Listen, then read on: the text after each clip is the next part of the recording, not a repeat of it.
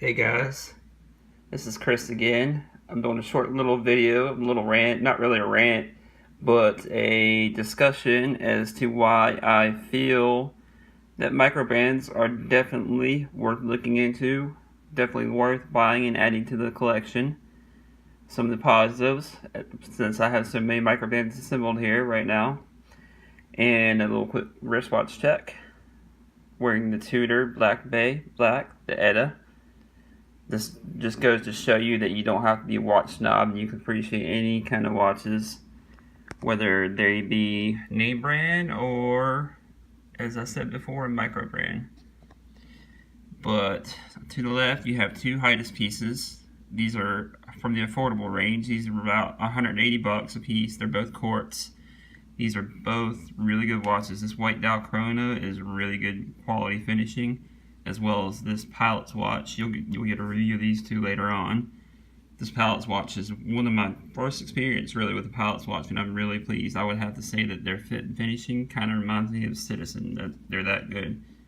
The Havaan Tuvalli is a pretty cool diver. It's got its own different look to it.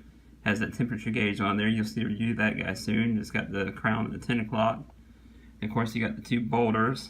These are sweet pieces, as I've mentioned before. The quality control on these is really awesome. They make great watches over there. I've got the Expedition and the Odyssey, two completely different watches that you see. There's the diver here, and then you have the field watch here. This one fits perfect too, right about 41 millimeters, 20 millimeter lugs. And then on the higher end of the spectrum of the microbands, you have Ginualt, which is a homage, obviously, to Rolex.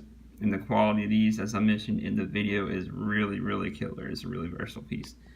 But my main rant today is that most watch people think that just because it's not a, well, insert name there, high-end piece or a name brand piece, that you shouldn't even have to take a look at them. I feel it's different though, because I feel like with the microbrand experience, you're getting a more personal experience, in my opinion. You actually get to chat with most of the owners, and all the owners of these brands are really cool people. I mean, they're all real laid back, really personable, and you don't get that experience with, say, Tudor or Rolex, even though you're just paying for the name. These people pour their heart and souls into these products. This is their passion, and you can tell it's their passion just by the way they talk about them. And they put a lot of money into making their product really good. And they, like I said, they put their heart and soul into these things. So, I mean, I don't see why you wouldn't want to go and get a microbrand, especially at the prices. Like I said, I mean, these two right here are 180 bucks. You can't go wrong with either one. You never tried out a aviator piece like me. You don't like it that much, then you're not out too much. But I ended up liking this one here. This one is a sweet piece.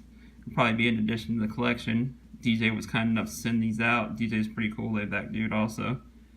Then Eric over here sent the Havaan Tuvalli. This is a pretty cool piece. I love that orange dial. It's kind of a unique dial. And Travis and Leon and everybody over at Boldr, like I said, they're really cool people. And that field watch is really, really cool. Like I said, it fits perfect. I can definitely see this in addition to my collection also. As you can see, these types of watches from microbrands run the gamut from, you have the chronograph over here, to the Pilot's watch, and that's all from the same brand right there. He's also got a new diver he's working on. And that one is pretty killer automatic diver that should be out and ready to ship very soon. I'm not sure the exact edit on that date, or ETA on that date, but looking forward to catching one of those. Those things are pretty killer, and if it's any indication of what he does on these ones, I think it's going to be a killer piece. And like I said, you have the diver over here, which is classic. You can't go wrong with the diver. Every collection needs a diver. And then you have the field watch and the dive watch. This is actually a pretty serious diver. I know a lot of people that have Panerai and other really high-end pieces that end up buying these also because the way they look and the reliability. And again, with this, like I said, this is on the little bit higher end spectrum, but this is, you can't really go wrong with this. Just goes to show you, you have everything from beginners to, I guess, entry level Swiss kind of collecting, or I would say higher end microbrand collecting. I know a lot of people that collect just microbrands, which is cool, and they, again, the movement runs the gamut. Also, not only do they have different styles like the field watch, the dive watch, like they have all kind of different pieces. I think about the only one I haven't seen them do, I think, is the aviator piece, which would be pretty cool from them. Well, they do have the Explorer, the GMT, but like an aviator I think would be awesome from them. But anyways, like I said, you have the Palettes watch, you have the chronograph watch, you've got the dive watches, you've got a field watch. I mean, you've got almost any kind of watch that you would want, and these prices compared to the major brands are really, really good. And they all vary in movements also, depending, of course, different movements go up in price. This is a Seiko NH35. This one I believe is a Sellita. I know this is a Sellita automatic, which is a really reliable piece. This one right here is a Swiss Run Quartz, which, as you guys know, is really reliable.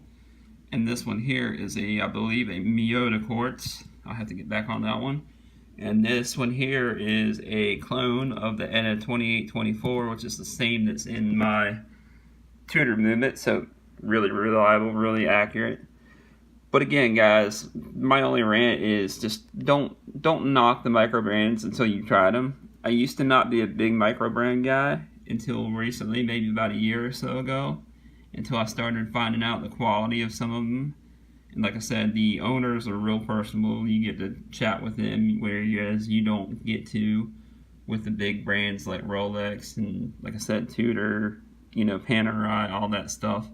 They know they're not worried about that.